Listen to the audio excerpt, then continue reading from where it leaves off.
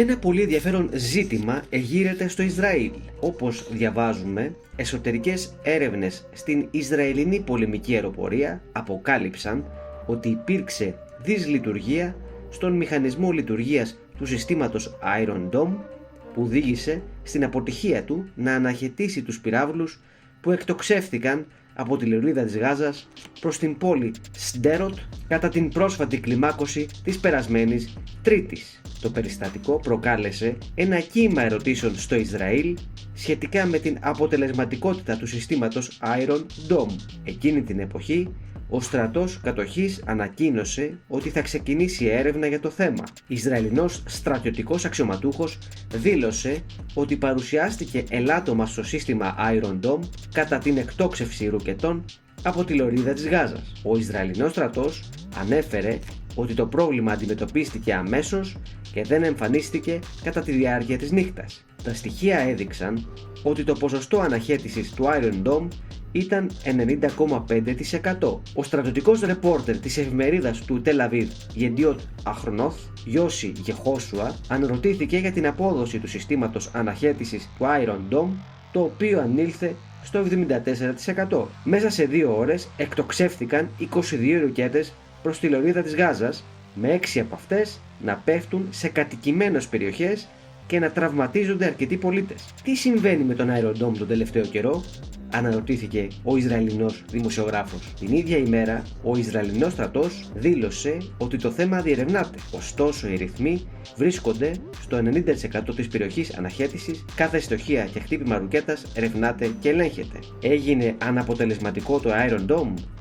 Γιατί κάποιες αναφορές υποστηρίζουν ότι η απόδοση του συστήματος στις αρχές Μαΐου ήταν από τις χειρότερες των τελευταίων ετών, φτάνοντας σε ποσοστό αποτελεσματικότητας 60%. Επίσης, ισχύει ότι το σύστημα δέχτηκε επίθεση από την ομάδα hackers Anonymous Sudan, οι οποίοι πανηγύριζαν στις αρχές Μαΐου ότι έπληξαν την αποτελεσματικότητα του συστήματος. Όπως καταλαβαίνετε, το θέμα μας αφορά άμεσα, καθώς τόσο στην Ελλάδα όσο και στην Κύπρο, ιδιαίτερα στην Μεγαλόνισσο, έχει υπάρξει ενδιαφέρον για την εφαρμογή παρόμοιου συστήματος. Ειδικά η χώρα μας, αν εγκαθιστούσε ένα τέτοιο πλέγμα άρνησης πρόσβασης στο Αιγαίο, τότε θα εμπόδιζε κάθε τουρκική ονείροξη για κατάληψη ή ακόμα και διάσχιση ελληνικών νερών ή νησιών.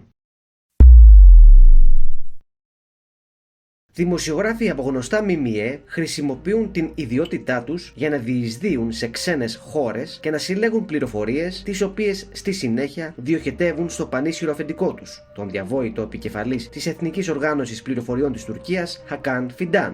Τις αποκαλύψεις έκανε ο Τούρκος δημοσιογράφος Abdullah Bozkurt για το Nordic Monitor, επικαλούμενο πηγές που γνωρίζουν άριστα τον τρόπο λειτουργίας της MIT, ενώ φέρνει στη δημοσιότητα και σχετικά έγγραφα. Κυρίως ήταν ρεπόρτερ που εργάζονταν για το κρατικό πρακτορείο ειδήσεων και την τουρκική ραδιοφωνία και τηλεόραση TRT, που είχαν μοιηθεί από την MIT, είπε μια πηγή που είχε υπηρετήσει σε ανώτερη θέση σε τουρκικές στρατιωτικές υπηρεσίες πληροφοριών. Η πηγή, η οποία μίλησε ανώνυμα, είπε ότι αυτοί οι ρεπόρτερ υπέβαλαν τακτικές αναφορές και συντόνιζαν τη δουλειά τους με τους καθοδηγητές τους. Το προσωπικό στα ΜΜΕ της αντιπολίτευσης είναι εξαιρετικά πολύτιμο για να βοηθήσουν την υπηρεσία πληροφοριών να διεξάγει την εκστρατεία επιρροής της για να δημορφώσει αποτελεσματικά τον εθνικό διάλογο γύρω από ορισμένα θέματα, είπε μια άλλη πηγή ανώνυμα. Ο λόγος είναι ότι οι δημοσιογράφοι που είναι στην αντιπολίτευση διατρέχουν λιγότερους κινδύνους για να κινήσουν υποψίες για την δραστηριότητά τους, υπογράμμισε η πηγή. Έγγραφα, στοιχεία και διαρροές τα τελευταία χρόνια που αποκαλύφθηκαν από το Nordic Monitor επιβεβαίωσαν αυτό που περιέγραψαν οι πηγές, παρουσιάζοντας το μοτίβο αυτού του τρόπου λειτουργίας. Όπως αναφέρει το ρεπορτάζ του Nordic Monitor, η χρήση της δημοσιογραφίας ως κάλυψη είναι πιο χρήσιμη σε υπερπόντιες επιχειρήσεις για τη συλλογή πληροφοριών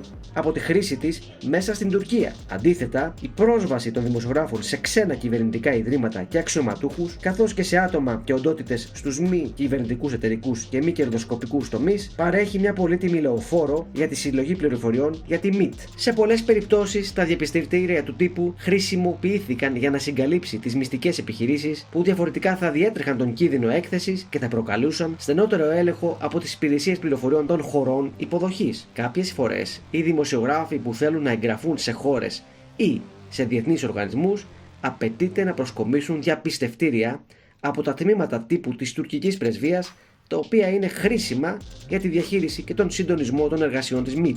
Κατά τη διάρκεια των 2 δεκαετιών της διακυβέρνησης του Ερντογάν, η ΜΙΤ πήγε τη χρήση της δημοσιογραφίας σε άλλα επίπεδα, αναβαθμίζοντας αυτό που ήταν ένα τμήμα τύπου χαμηλών τόνων και μετατρέποντας το κομμάτι ενός τμήματος ψυχολογικών επιχειρήσεων πολέμου, στρατολογώντας πολλούς ρεπόρτερ, φωτογράφους και διαμορφωτές κοινής γνώμης των μέσων κοινωνικής δικτύωσης, τους γνωστούς influencers. Δεν υπάρχει ενιαίο πρόγραμμα στην υπηρεσία που να συντονίζει όλους τους πράκτορες στα ΜΜΕ. Αντίθετα, πολλά τμήματα στη ΜΙΤ έχουν τη δική τους ομάδα δημοσιογράφων να χειριστούν. Λόγω του κατακαιρματισμού και του διαχωρισμού, οι υπεύθυνοι για τη διαχείριση των δημοσιογράφων σε τμήμα ενδέχεται να μην γνωρίζουν ποιοι δημοσιογράφοι εργάζονται για άλλο τμήμα. Την όλη εικόνα του ποιος είναι ποιος και ποιος εργάζεται για ποιο τμήμα που χρησιμοποιεί μυστικούς πράκτορες στα ΜΜΕ την έχει μόνο ο Χακάν Φιντάν. Μέχρι σήμερα, μόνο ένας πολύ μικρός αριθμός πρακτόρων έχει εκτεθεί τα τελευταία χρόνια και οι ταυτότητές τους αποκαλύφθηκαν χάρη σε δικαστικά έγγραφα, διαρροές και καταγγελίες. Αντιπροσωπεύει μόνο την κορυφή του παγόβουνου και δεν αποκαλύπτει πραγματικά την έκταση και το βάθος των επιχειρήσεων της ΜΙΤ στον δημοσιογραφικό τομέα. Στην Τουρκία, όπως αναφέρει το Nordic Monitor, δεν υπάρχει επίβλεψη της υπηρεσίας πληροφοριών από το τουρκικό κοινοβούλιο και μια επιτροπή που συστάθηκε για την επίβλεψη της υπηρεσίας κατέστη αναποτελεσματική και σπάνια έχει συγκληθεί τα τελευταία χρόνια. Η αντιπολίτευση απέτυχε επίσης να θέσει τη χρήση της δημοσιογραφίας ως κάλυμα για πράκτορες σε διάφορες πλατφόρμες, παραμένοντας σε μεγάλο βαθμό σιωπηλή για τις αποκαλύψεις τα τελευταία χρόνια. Οι τουρκικές μυστικές υπηρεσίες απολαμβάνουν ευρείας ασυλίας βάσει της τροποποιημένης τουρκικής νομοθεσίας χάρη στην κυβέρνηση Ερντογάν και ενεργεί ατιμόρυτα ακόμη και αν παραβαίνει τους ισχύοντες νόμους. Ο Ερντογάν προστάτευσε τον Φιντάν το 2012 όταν οι εισαγγελείς ανακάλυψαν ότι οι εγκληματίες που τρομοκρατούσαν στους δρόμους της Κωνσταντινούπολης ήταν στο μισθολόγιο της ΜΙΤ. Το 2014, όταν πράκτορες της ΜΙΤ συνελήφθησαν κοντά στα σύνορα Τουρκίας-Συρίας ενώ διακινούσαν παράνομα όπλα για τζιχαντιστικές ομάδες στη Συρία, ο Ερντογάν παρενέβη ξανά για να σκοτώσει την έρευνα. Περισσότερες πληροφορίες για τη δράση των τουρκικών μυστικών υπηρεσιών μπορείτε να διαβάσετε στο βιβλίο «ΜΙΤ, η φωλιά του τουρκικού παρακράτους» των Κώστα Πικραμένου και Σάβα Καλεντερίδη. Ένα σημαντικό ντοκουμέντο που έχει σχέση με το πολυθρύλιτο θέμα των ρωσικών πυράβλων, τις πιέσεις που ασκούνταν στη Λευκοσία και τη διαχείριση του τότε Προέδρου της Κυπριακής Δημοκρατίας Γλάφκου Κληρίδη, βλέπει το φως της δημοσιότητας μέσα από την αυτοβιογραφία του Νίκου Παναγιώτου, αυτοπροσώπος αμάρτυρον ουδέν αείδο. Ο κύριος Παναγιώτου υπηρέτησε για χρόνια στις πολιτιστικές υπηρεσίες του Υπουργείου Παιδείας, από όπου και αποσπάστηκε κατά τη δεύτερη θητεία του Γλάφκου Κληρίδη για να υπηρετήσει ως διευθυντής του γραφείου στο Προεδρικό Μέγαρο. Το ντοκουμέντο που αποκαλύπτει είναι μια επιστολή με αποδέχτη τον τότε πρόεδρο της ελληνικής κυβέρνησης Κώστα Σιμίτη, στην οποία είχε συμβολή και ο ίδιος, αφού ο πρόεδρος Κληρίδης του υπαγόρευε το κείμενο. Μια μικρή προσθήκη, όπως σημειώνει, έγινε από τον τότε υφυπουργό παρά το πρόεδρο Παντελή Κούρο. Η επιστολή ποτέ δεν έφτασε στον προορισμό της. Έχουν όμως σημασία μεγάλη όσα γράφτηκαν, όπως και όλη η διαχείριση του θέματος. Όπως αποκαλύπτει ο Νίκος Παναγιώτου, η επιστολή έγραφε: «Φίλε κύριε Πρόεδρε, αισθάνομαι την ανάγκη να σας απευθύνω την παρούσα επιστολή και με υπευθυνότητα και ειλικρίνεια να εκθέσω τις απόψεις μου αναφορικά με όσα για το θέμα της έλευσης των S-300 στην Κύπρο ο Υπουργός Εξωτερικών της Ελλάδας κύριος Πάγκαλος δήλωσε επίσημα στον κύριο Κασουλίδη κατά τη συνάντησή τους στην Αθήνα την 1η Νοεμβρίου 1998, συνάντηση που πραγματοποιήθηκε έπειτα από αίτημα του κύριου Πάγκαλου. Ο κύριος Πάγκαλος πληροφόρησε τον κύριο Κασουλίδη ότι για το θέμα των S-300 υπάρχει ομοφωνία στους κόλπους της ελληνικής κυβερνήσεως και ότι οι απόψεις που διατύπωσε δεν είναι μόνο δικές του, αλλά απηχούν και εκείνες του Πρωθυπουργού και του Υπουργού Εθνικής Άμυνας κ. Τσοχατζόπουλου. Η θέση της ελληνικής κυβερνήσεως, τονίστηκε, είναι ότι για το θέμα των πυράβλων δεν μπορεί να είναι αλληλέγγυος προς την κυπριακή κυβέρνηση. Ο Υπουργός Εξωτερικών της Ελλάδος, που πιστεύει ότι η παραγγελία των πυράβλων ήταν εσφαλμένη ενέργεια, παραδέχεται ότι αυτή έγινε με τη σύμφωνη γνώμη του τότε Υπουργού Εθνικής Άμυνας κ. Αρσένη. Υποστηρίζει όμως ότι οι S-300 δεν κρίνονται κατάλληλοι για την αντιαεροπορική άμυνα της Κύπρου γιατί σχεδιάστηκαν από τους Ρώσους κατά τη διάρκεια του ψυχρού πολέμου προς χρησιμοποίηση για την άμυνα στις περιοχές των ρωσικών στεπών. Όσον αφορά την καταλληλότητα των εν λόγω πυράβλων για την άμυνα της Κύπρου, πρέπει να σημειωθεί ότι, σύμφωνα με έγκυρες πηγές, αποτελούσαν το κύριο όπλο για την άμυνα της Μόσχας και άλλων βιομηχανικών πόλεων και περιοχών. Παγκόσμια δε αναγνωρίζονται για την αποτελεσματικότητά τους λόγω της ακρίβειας και του μεγάλου βεληνικούς τους, αλλά και της δυνατότητάς τους να επιφέρουν πλήγματα σε εχθρικά αεροπλάνα. Το στρατιωτικό περιοδικό Stratfor υπογραμμίζει ότι σε περίπτωση εγκατάστασής τους στην Κύπρο, the Turkish Air Force will be at risk, δηλαδή η τουρκική πολεμική αεροπορία θα βρίσκεται σε κίνδυνο. Είναι γνωστό ότι η Κύπρος προέβη στην παραγγελία των S-300 επειδή είχε αναλάβει υποχρέωση έναντι της κυβερνήσεως του αείμνηστου Ανδρέα Παπανδρέου ότι θα δημιουργούσε αεροπορική και ναυτική βάση στην Κύπρο και θα παρήχε στις βάσεις αυτές επαρκή αεροπορική κάλυψη. Η διαπραγμάτευση για τους S-200 διακόπηκε. Όχι γιατί οι S-300 ήταν φθηνότεροι, όπως ανέφερε ο κύριος Πάγκολος στον κύριο Κασουλίδη, αλλά γιατί η τουρκική αεροπορία είχε αποκτήσει κατευθυνόμενους πυράβλους αέρος-εδάφους, οι οποίοι ήταν ικανοί να πλήξουν τις βάσεις από απόσταση πέραν των 70 χιλιόμετρων, όταν δηλαδή θα βρίσκονταν εκτός της ακτίνας δράσεως των S-200. Εξάλλου η αγορά των S-300 αποφασίστηκε μετά από επίσκεψη ελλαδιτών στρατιωτικών εμπειρογνώμων στη Ρωσία και θετική γνωμοδότησή τους για την αποτελεσματικότητα του εν λόγω αντιαεροπορικού συστήματος. Το επιχείρημα του κύριου Πάγκαλου ότι για να είναι χρήσιμη η S-300 πρέπει η Κύπρος να είναι σε θέση να κηρύξει μια περιοχή ως απογορευμένη περιοχή πτήσεων είναι δυνατόν να αντικρουστεί με το ότι οι πύραυλοι δεν αγοράστηκαν για την ανακοπή τουρκικών ανιχνευτικών αεροσκοφών, τα οποία πραγματοποιούν πτήσεις υπεράνω της Κύπρου και για τις οποίες δεν παραλείπουμε να υποβάλουμε διαμαρτυρίες προς τα Ηνωμένα Έθνη, αλλά για την αντιμετώπιση τουρκικής επιθέσεως. Σε τέτοια ακριβώς περίπτωση πολεμικής αναμετρήσεως θα κηρύτταμε τον εναέριο χώρο της Κύπρου ως απαγορευμένη περιοχή και με τους S-300 θα μας προσφερόταν η δυνατότητα να εντοπίζουμε τα τουρκικά πολεμικά αεροπλάνα, ο Σάκης απογειώνονταν από τις βάσεις τους, να τα παρακολουθούμε και να τα έχουμε εντός ακτίνα βολής 150 χιλιόμετρων. Το επιχείρημα ακόμη ότι ο Νικηφόρος απέδειξε ότι οι αεροπορικές συγκρούσεις δεν θα γίνονταν πάνω στην Κύπρο αλλά στο Αιγαίο δεν παρουσιάζουν την πραγματική εικόνα. Είναι βέβαιο ότι οι ελληνικά αεροσκάφη που θα έρχονταν προς ενίσχυσή μας θα καθυστερούσαν να φτάσουν στην Κύπρο επειδή θα αντιμετώπιζαν τουρκικά αεροσκάφη. Οι S-300 όμως θα παρήχαν κάλυψη τόσο στην Κύπρο έναντι των τουρκικών αεροπλάνων που θα μας επιτίθενται από τουρκικές βάσεις οι οποίες απέχουν από τη Λευκοσία 3,5 λεπτά πτήσεως, όσο και σε ελληνικά αεροπλάνα τα οποία θα ύπταντο προς την Κύπρο σε απόσταση 150 χιλιόμετρων από τις ακτές μας. Η θέση ότι η άφιξη των πυράβλων θα επηρεάσει αρνητικά την ευρωπαϊκή μας πορεία δεν είναι πιστική.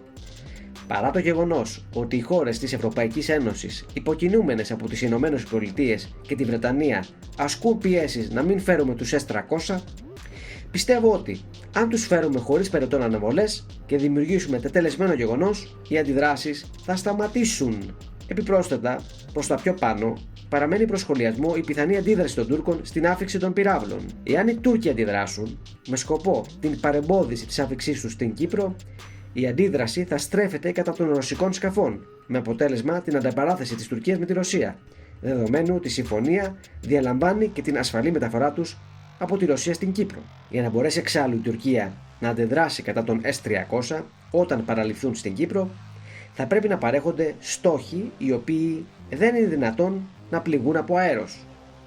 Τέτοιοι στόχοι δεν θα προσφέρονται όμως γιατί οι πύραυλοι θα αποθηκευτούν και δεν θα αναπτυχθούν. Ούτε η ΗΠΑ ούτε η Βρετανία θα επιτρέψουν, πιστεύω, στρατιωτική ενέργεια εκ μέρους της Τουρκίας, αν γνωρίζουν ότι μια τέτοια ενέργεια θα οδηγήσει αναπόφευκτα σε ελληνοτουρκική σύραξη. Ο κύριος Χόλμπρουκ μου δήλωσε μετά το ταξίδι του στην Άγκυρα ότι η τουρκική αντίδραση θα συνίσταται σε εγκατάσταση πυράβλων εδάφους στο κατεχόμενο μέρος της Κύπρου, ώστε αν παραστεί ανάγκη να πλήξουν τους χώρους εκτόξευσης των πυράβλων. Τούτο επιβεβαίωσε ο Πρωθυπουργός της Τουρκίας, κύριος Γιλμάζ, ο οποίος δήλωσε δημόσια ότι θα εγκαταστήσουν στην Κύπρο κινεζικούς πυράβλους εδάφους εμβέλειας 80 χιλιόμετρων. Με όσα έχουν προαναφερθεί, είναι εμφανές ότι δεν συμφωνώ με τη μεταφορά του στην Κρήτη, αφού καμία από τις προϋποθέσεις που έχω θέσει δεν ικανοποιείται. Κατά τη συνάντησή του με τον κύριο Κασουλίδη, ο κύριος Πάγκαλος προέβη και στην ιεράρχηση των προτεραιοτήτων της ελληνικής κυβερνήσεως, που είναι η επάνωδος της χώρας στον χώρο της Δυτικής Ευρώπης, και υποστήριξε ότι η ένταξη της Κύπρου στην Ευρωπαϊκή Ένωση αποτελεί τη μόνη και διαρκή ασφάλεια της Κύπρου και του κυπριακού ελληνισμού. Περαιτέρω υπέδειξε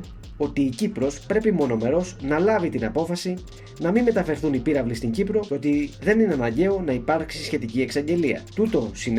Τούτο συνέχισε μπορεί να προκύψει έπειτα από διάφορες διπλωματικές επαφές της Ελλάδας και της Κύπρου και χωρισμένα, ώστε να εξευρεθεί κάποιο πρόσχημα το οποίο να παράσχει την απαραίτητη κάλυψη στην απόφαση. Η Κύπρος, κύριε Πρόεδρε, δεν αναζητεί προσχήματα για τη μη έλευση των πυράβλων.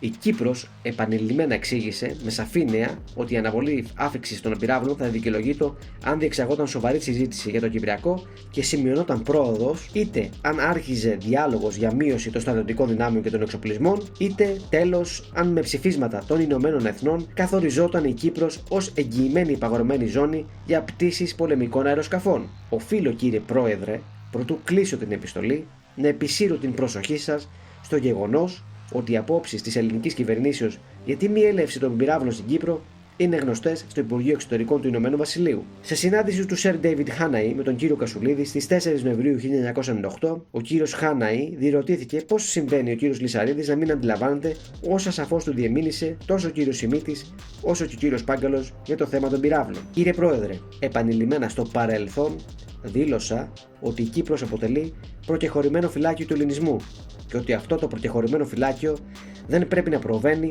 χωρίς συνεννόηση με την εκάστοτε δημοκρατικά εκλεγμένη κυβέρνηση της Ελλάδας σε ενέργειες που θα μπορούσαν να μπλέξουν το έθνος σε πολεμικές περιπέτειες.